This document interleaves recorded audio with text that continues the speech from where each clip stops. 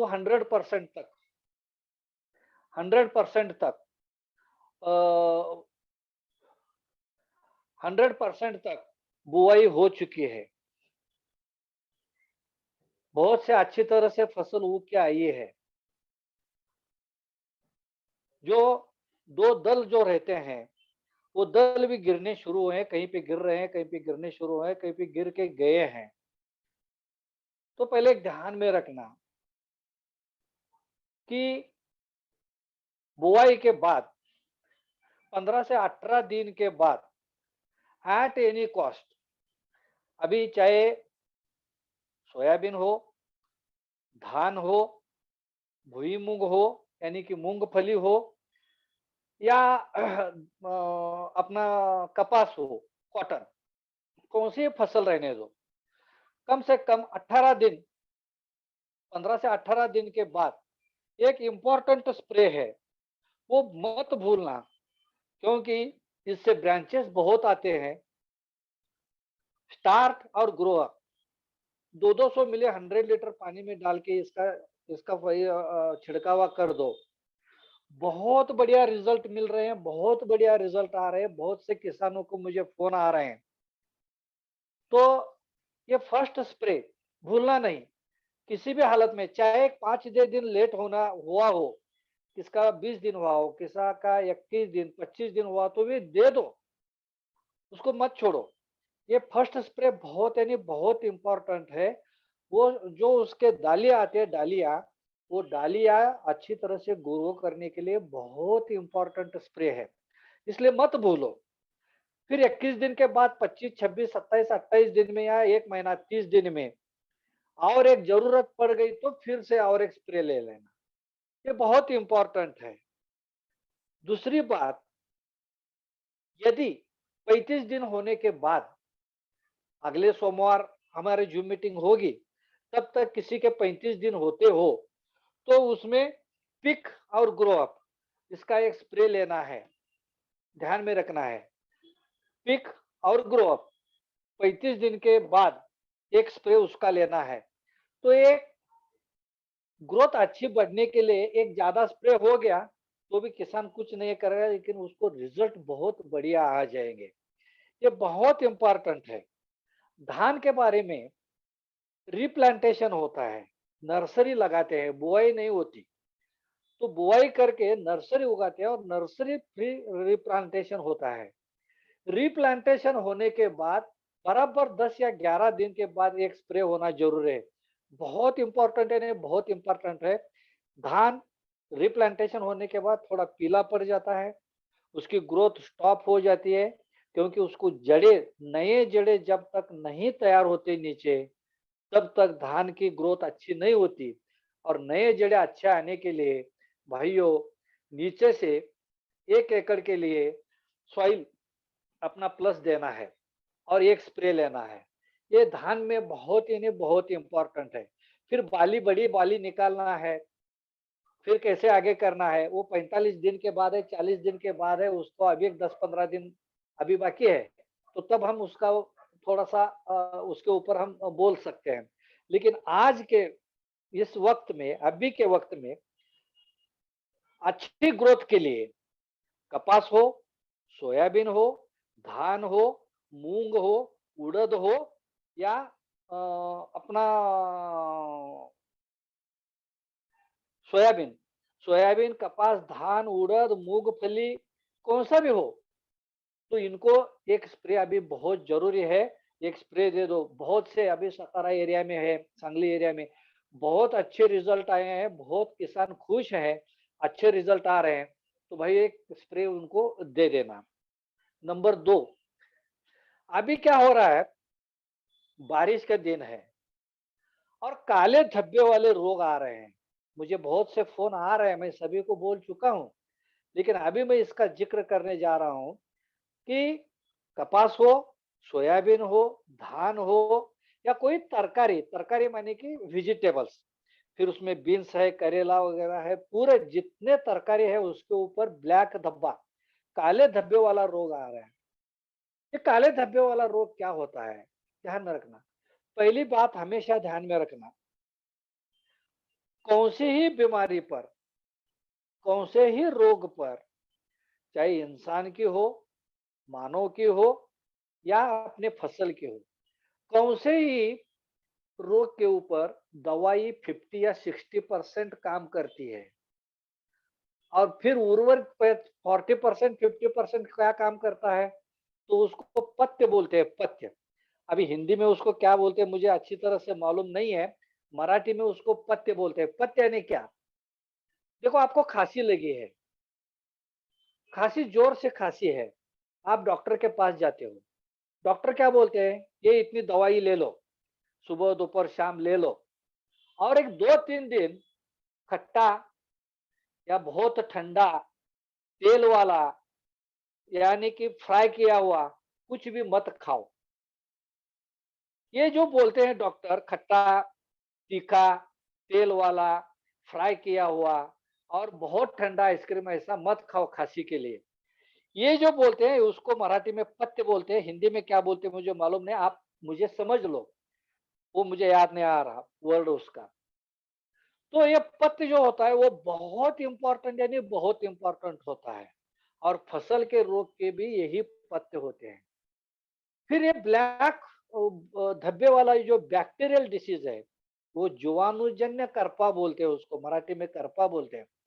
और ये दिन में ये बहुत, यानी बहुत अटैक करता है, अगले 1 महीना 1.5 महीने में फसल को खत्म करके छोड़ता है। तो अभी उसकी शुरुआत है, यहीं पे जागो, किसान को आप सभी लीडर्स लोग बोलो कि आगे ये जाके ये धब्बा, काला धब्बा है, वो मोटा मोटा मोटा होता है, पीला पीला पीला होके जाता है, और पीला होके वो पत्ते को पूरा खत्म कर देता है, और पत्ते पूरे खत्म होते होते पेड़ को खत्म कर देता है, पूरे फसल को खत्म कर देता है।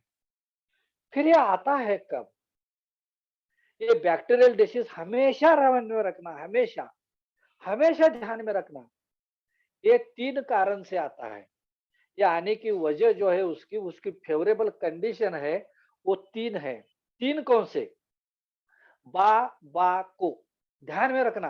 ये तुम्हारे कंप्यूटर में फीड कर लो, किसके पास यदि पेन डायरी है तो लिख लो, बा को, BA, बा, बा को। ये बाबा को क्या है? बा, बा को, बा यानी बादल, दूसरा बा यानी बारिश, और को यानी कोहरा।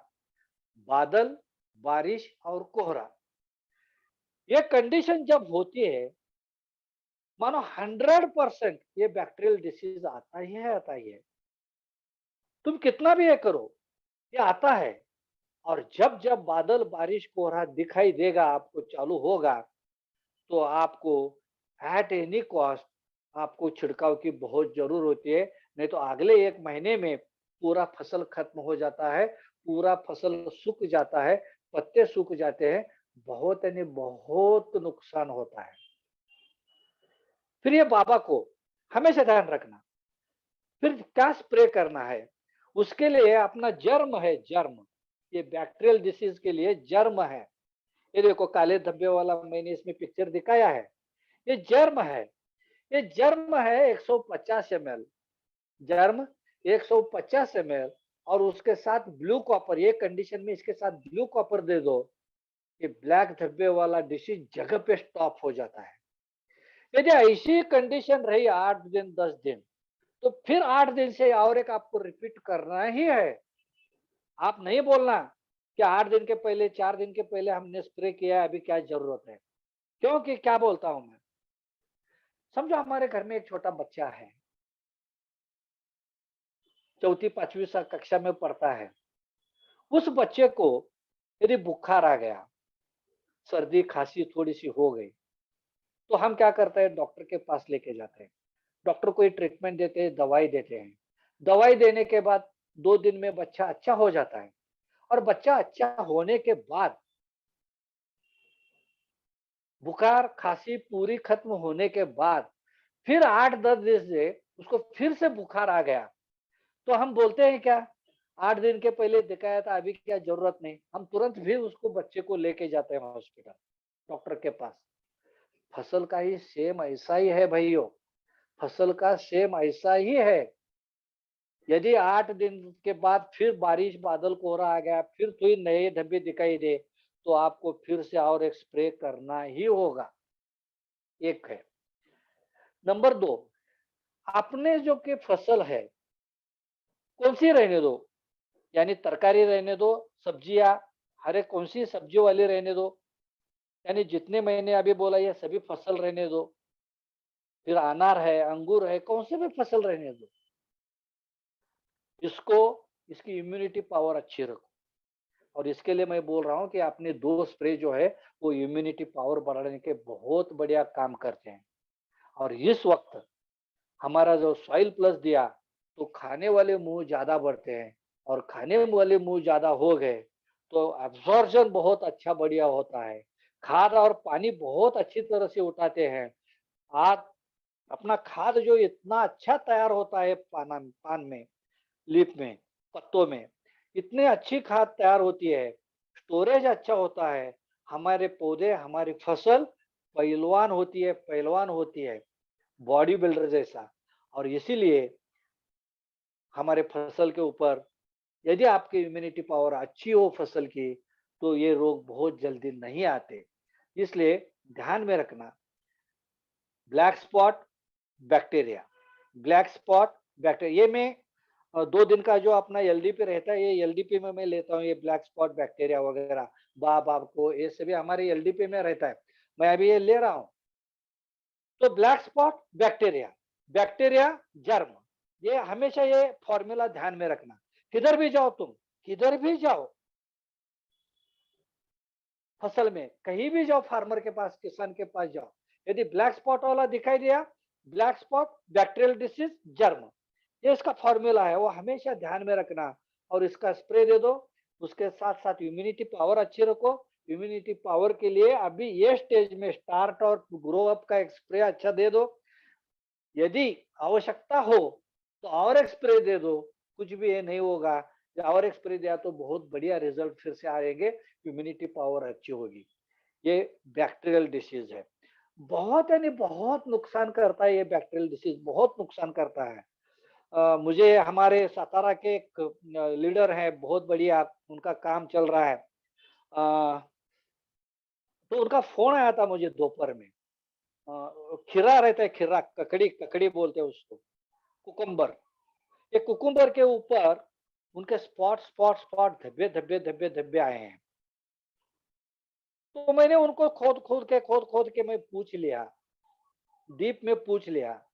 तो उन्होंने एक 6-7 दिन 8 दिन, युवराज शिंदे बोल के लीडर है, युवराज शिंदे सर, युवराज शिंदे सर जी का बहुत अच्छा काम चल रहा है। तो मैं खोद खोद के पूछने के बाद उन्होंने बोल दिया कि 8 दिन पहले उन्होंने वही सोयाबीन के फसल के ऊपर मिट्टी में, जमीन में वीडीसाइड का वापर किया है, वीडीसाइड का खरपतवार नाशक। तो उसका उन्होंने यूज किया है, तणनाशक बोलते हैं उसको, वीडसाइड। तो उसका स्प्रे किया है और वो स्प्रे करने के बाद उसके ऊपर स्कॉर्चिंग आया है। स्कॉर्चिंग आने की पत्ते जलते हैं, ऐसे ब्लैक ब्लैक धब्बे पड़ते हैं और उसका कारण अलग है। वो ब्लैक धब्बे यानी कि वो बैक्टीरियल डिसीज नहीं है, वो साइड इफेक्ट है, उसके ऊपर आया हुआ स्कॉर्चिंग है, वो जलन है दवाई की। और उस वजह से फसल बहुत कमकुवत होती है, बहुत वीक होते हैं फसल। और इसी वक्त उसके अंदर जो काम करता है वीडीसाइड पत्ते के अंदर, और उस वक्त पानी का स्प्रे दिया तो वो बूस्टर डोज लगता है। और बूस्टर डोज यदि उसको लग गया तो पत्ते, फसल और सूखने शुरू होती है।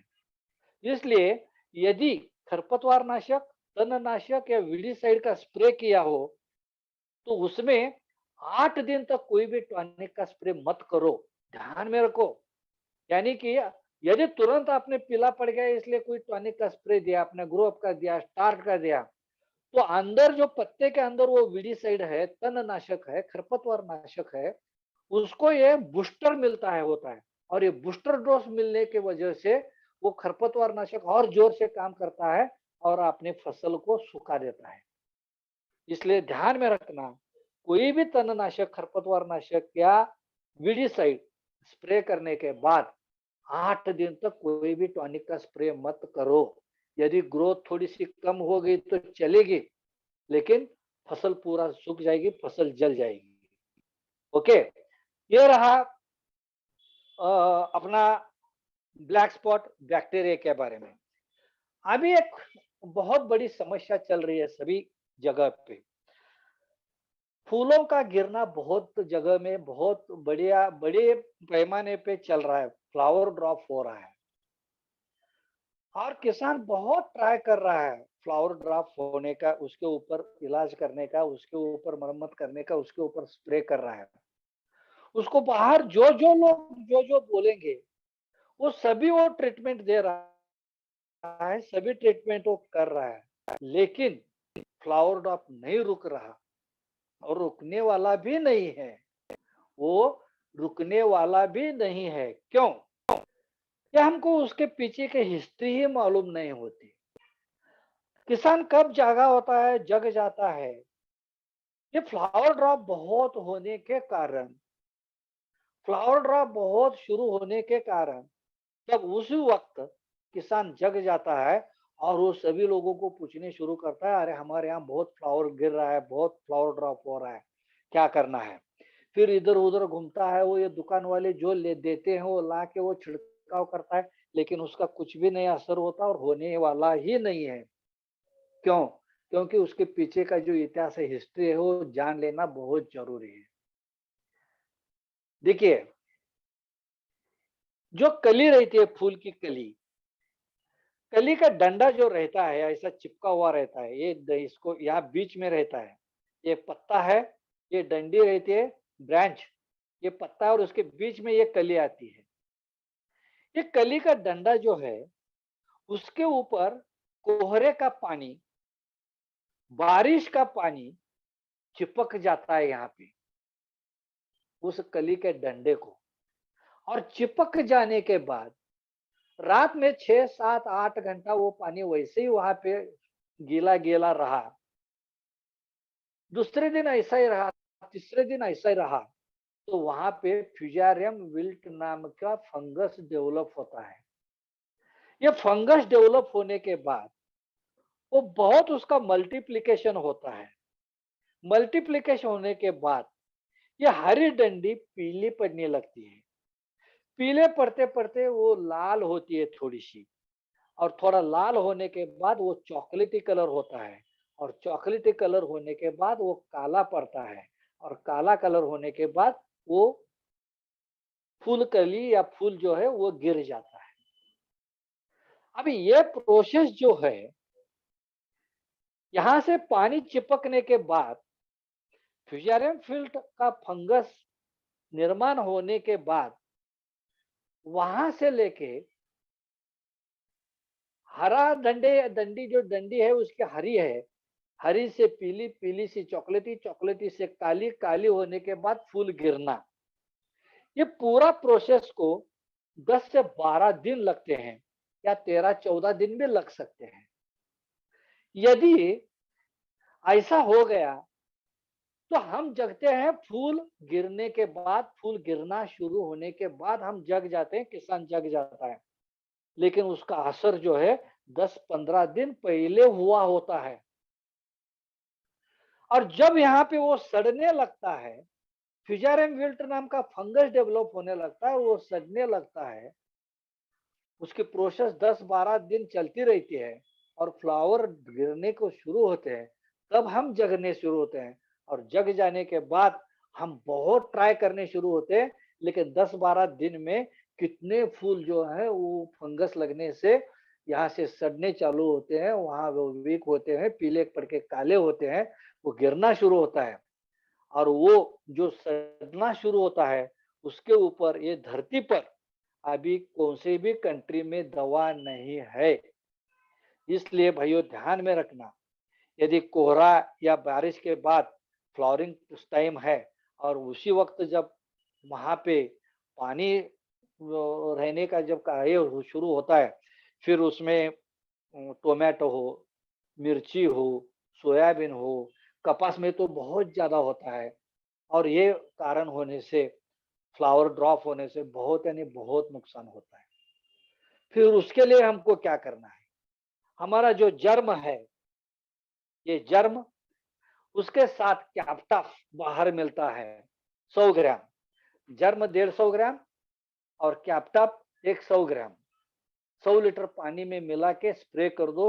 और अभी इस बारिश के दिन हर एक स्प्रे में स्पार्क होना ही है, क्योंकि हमारा स्पार्क जो है 1 एमएम का ड्रॉप 43 या 46 एमएम तक वो फैला देता है।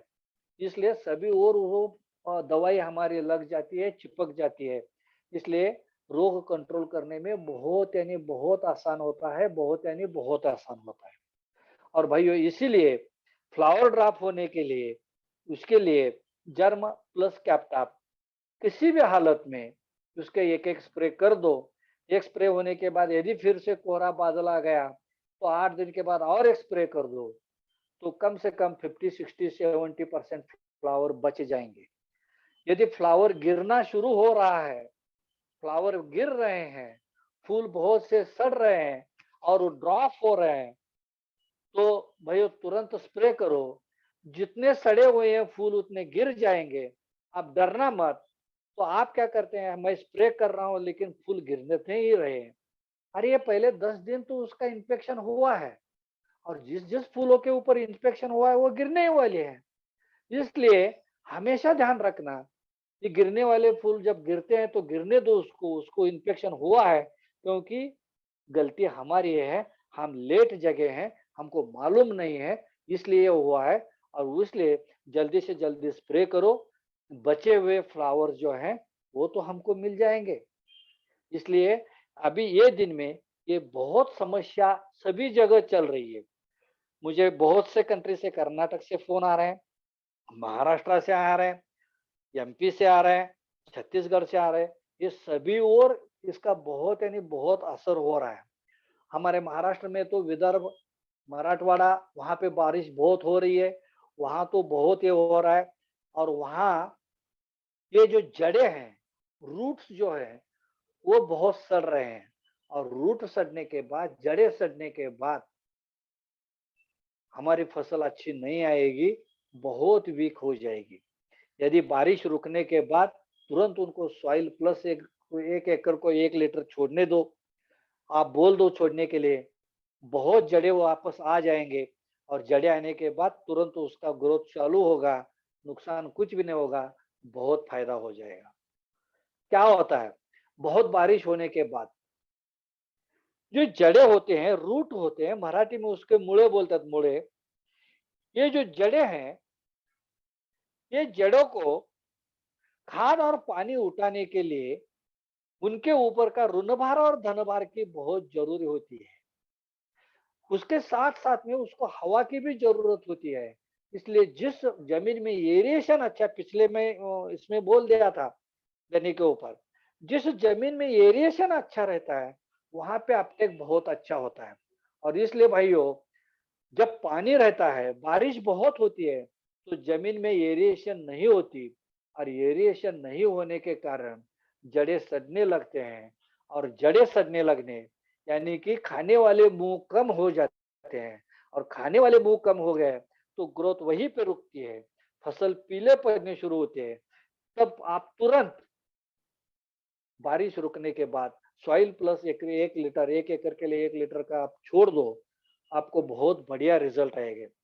नीचे खाली छोड़ना है और ऊपर से स्टार्ट और ग्रो अप का स्प्रे देना है, आपको बहुत बढ़िया रिजल्ट आ जाएंगे।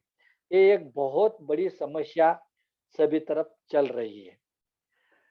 अभी लास्ट में जो है, बहुत से फोन ऐसा है कि ग्रोथ रुकी है, फसल पीली पड़ रही है। उसको डरो मत, क्योंकि मैं अभी जो बोल दिया, क्यों, यदि जमीन में पानी बहुत हो गया, पानी रुक गया, यानी कि कीचड़ हो गया, ऐसा एरिएशन अच्छा नहीं हुआ, तो ग्रोथ रुकती है। उसको डरने की कोई बात नहीं है। और इसी वक्त ये करना है, क्योंकि हम लकी हैं, हमारे किसान लकी हैं कि ये कंडीशन 45 डेज से 45 दिन से 55 दिन तक नहीं आई। यदि गर्भधारणा के पीरियड में ये ऐसा हो गया, तो आप कितना ही स्प्रे करो, कुछ भी करो, धान हो या कोई भी हो, उसकी बाली गर्भधारणा अच्छी नहीं होगी। फूलों का गिरना तो होता ही है और बहुत नुकसान होता है। इसलिए अभी तो अच्छा ये है कि वो अभी वक्त आया नहीं है, और इसलिए यदि जहां जहां पे फसल पीली हो रही है, ग्रोथ रुकी है, और जहां बारिश रुकी है, वहां पे तुरंत सॉइल उनको देने के लिए वो लो सॉइल प्लस।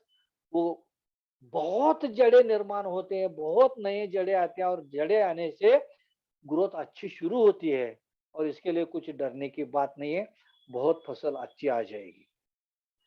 ये तो 3 अभी समस्याएं बहुत जोर से शुरू हुई है, सभी तरफ बहुत जोर से शुरू हुई है। तो इसके ध्यान में रहते हुए ये आप सभी लोग सजेशंस दे दो। जहां जहां पे टर्मरिक हो रहा है, नांदेड़ एरिया में टर्मरिक बहुत होता है, सांगली एरिया जो है, सतारा, सांगली, वहां पे टर्मरिक बहुत होता है। कई सांगली एरिया से छोड़ के कर्नाटक बाउंड्री में बहुत टर्मरिक होता है, यानी कि हलद बहुत होती है।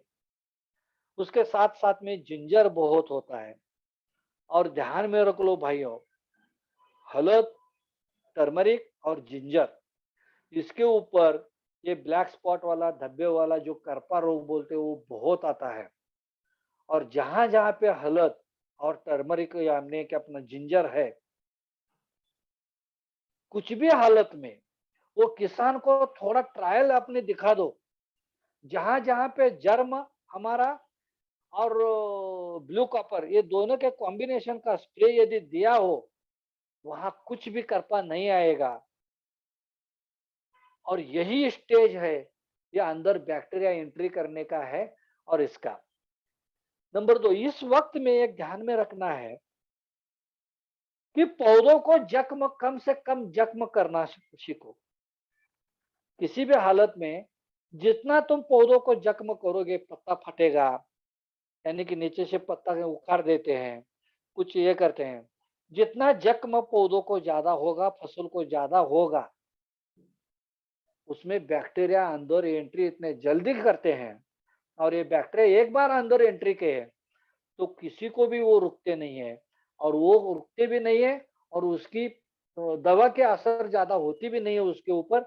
और फेवरेबल कंडीशन हो गया, बाबा को बादल, बारिश और कोहरा, बाबा को बैक्टीरिया आता ही है। और ये जिंजर और अपना हलद, इसको बचाना है आगे, तो उसको जख्म मत कम करो, कम से कम जख्म करो। नंबर 2, उसको हेल्दी रखो। नंबर 3, उसको पीला मत पड़ने दो। यदि पीला पड़ना शुरू हो गया, तो उसके साथ में हमारा स्टार्ट और ग्रो अप के साथ में चिलेटेड मैग्नीशियम उसमें डाल दो।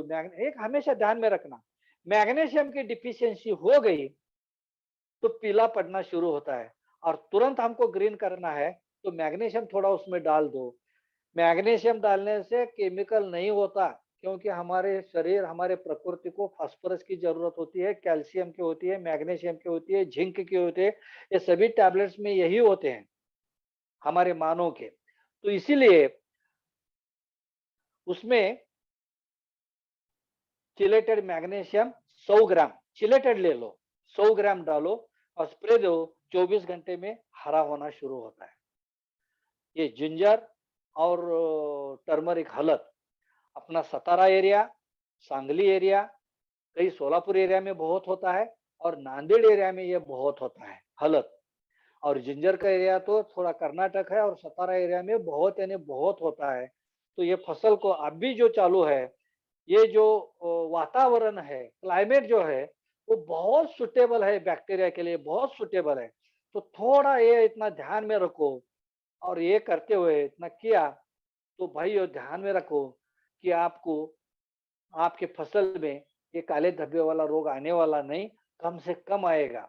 यदि आपने इतनी ट्रीटमेंट की, 1-2 स्प्रे इसके लिए जर्म और ब्लू कॉपर के स्पार्क डाल के, तो अपना बाजू वाला जो किसान है, समझो उसके खेती में 50% बैक्टीरियल डिसीज आया है, पीला पड़ रहा है, सूख रहा है, तो हमने 2 स्प्रे किए हैं, तो हमारे 2-3% या 4% या 5-5% के ऊपर हमारे यहाँ डिसीज नहीं दिखाई देगा, जब उसके पास 50% आया होगा। बाजू वाले का फसल, यदि बाजू वाले की फसल जो है जिंजर या अदरक की 100% गई बैक्टीरिया से, तो हमारे यहाँ 10% के ऊपर नहीं आएगा, ये गारंटी मैं देता हूँ, क्योंकि मैं पिछले 9 साल से 10 साल से ये ट्रीटमेंट किया है, सभी जगह किया है। नांदेड़ एरिया में तो लोग ये बहुत यूज करते हैं। ये हुए रोग के बारे में। अभी अगला जो है, हम बारिश होने के कारण हमको ट्रीटमेंट करने में बहुत दिक्कत आते हैं। ये प्रैक्टिकली पॉसिबल नहीं है, मालूम है, मैं भी किसान का बेटा हूँ, किसान का लड़का हूँ, मैं भी काम किया हूँ खेती में। ये पॉसिबल नहीं है, मेरे को मालूम है। अरे पॉसिबल नहीं है, इसलिए थोड़ा सा हम आलसी बन जाते हैं, और आलसी बनने के कारण हमको जो तकलीफ देने वाली जो बाब है, तकलीफ देने वाली जो क्रिया है, वो है कीड़ा कीटक। और मैं जहां जहां पे जभी जभी बोला हूँ, ये ब्रह्मास्त्र तैयार करने के लिए बोला हूँ। और ये ब्रह्मास्त्र, आप किसी भी इसमें, आप ब्रह्मास्त्र का एक स्प्रे लेना बहुत जरूरी है।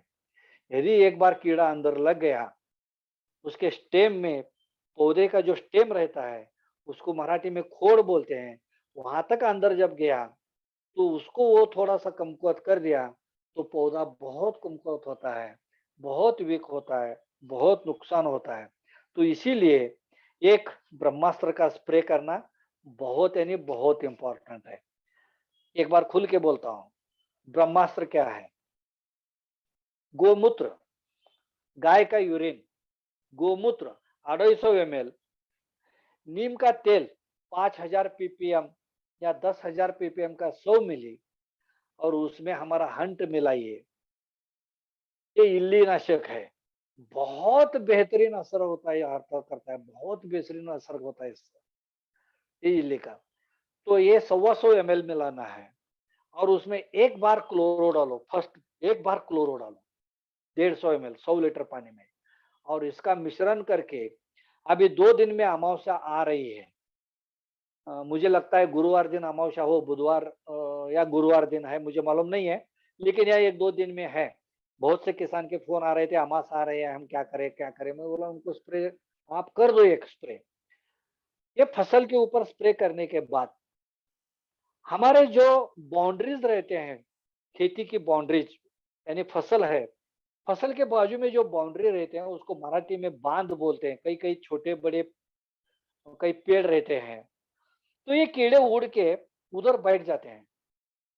तो थोड़ा सा साइड से जब हम जाते हैं स्प्रे करने के लिए, तब ये बांध जो रहते हैं, हमारे बाउंड्रीज रहते हैं, उसके ऊपर भी आप थोड़ा सा अच्छी तरह से स्प्रे करो, और कीट को कंट्रोल में रखो।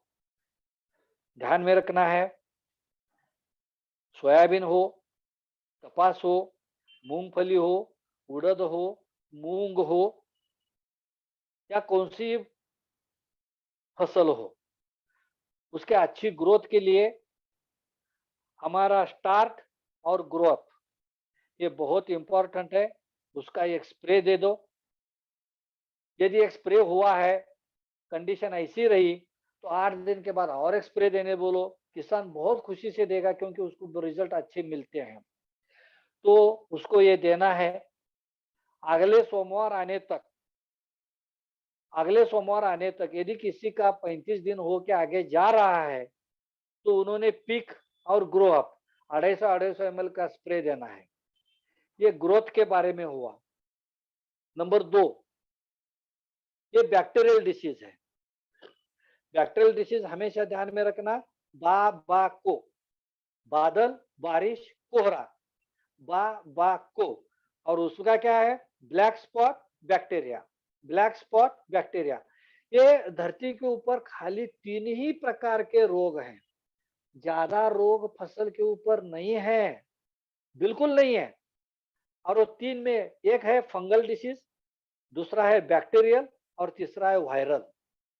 ये 3 ही है, 3 छोड़ के कौन सी भी नहीं है। फिर फंगल डिसीज में और 2-3 रोग होते हैं, ये सूखना, सड़ना, अपना उसको ये बोलते हैं हम डाउनी मिल्ड्यू, पाउडरी मिल्ड्यू, तो ये फंगल में आते हैं। और बैक्टीरिया जो है वो काला धब्बा, ब्लैक स्पॉट बैक्टीरिया, वो इतना हमेशा ध्यान में रखना। और वो आने का कारण है उसको फेवरेबल कंडीशन जो है वो बाबा को यानी बादल बारिश कोहरा, हमेशा कंप्यूटर में फीड करके रखो। बा को बादल बारिश कोहरा, ब्लैक स्पॉट बैक्टीरिया, फिर उसके ऊपर क्या, germ plus blue copper, germ plus blue copper देना शुरू करो। भैया तुम्हारे यहाँ बिल्कुल रोग नहीं आएगा, गारंटी मैं देता हूं। नंबर 2, नंबर 3, फ्लावर ड्रॉप, फूलों का गिर जाना, फूल गिरना।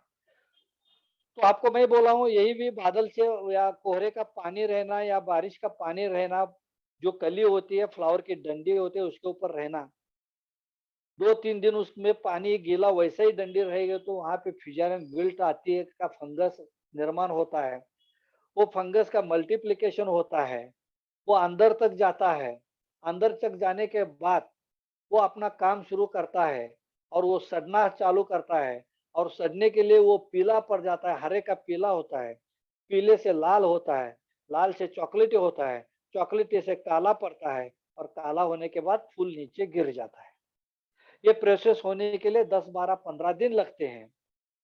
हम जगते हैं वो फूल गिरने के बाद, गिरना शुरू होने के बाद हम जगते हैं, लेकिन इसका इन्फेक्शन पहले 10, 12 दिन पहले हुआ रहता है। और उस पीरियड में जितना इन्फेक्शन हुआ है ये सभी फूल गिर जाते हैं। इसलिए बादल बारिश शुरू हुआ तो हमेशा ध्यान में रखना स्प्रे हमको लेना है, जर्म प्लस ब्लू कॉपर। ये हुआ फ्लावर गिरने के लिए। दूसरी बात है, बहुत बारिश हुई, बहुत बारिश हुई, बहुत बारिश हुई, मैं बोलना भूल भूल गया। बहुत बारिश हो गई, जड़ें काम नहीं किए,